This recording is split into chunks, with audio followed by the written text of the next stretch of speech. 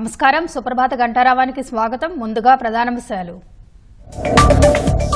తిరుపతిలో టీడీపీ నేత ఇంటి వద్ద భూమన అభినయ్ రెడ్డి బీభత్సం.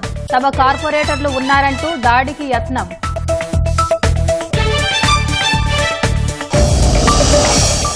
వాయిదా పడిన మున్సిపాలిటీల్లో నేడు ఎన్నికలు. నందిగామలో ఆసక్తికరంగా మారిన అభ్యర్థి ఎంపిక.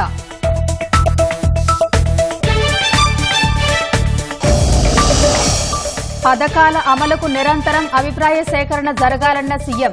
ఏ స్థాయిలోనూ సిబ్బంది అలసత్వం కనిపించకూడదని స్పష్టీకరణ.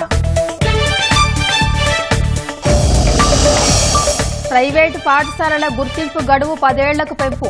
విద్యాశాఖలో సంస్కరణలకు సహకరించాలని లోకేష్ పిలుపు.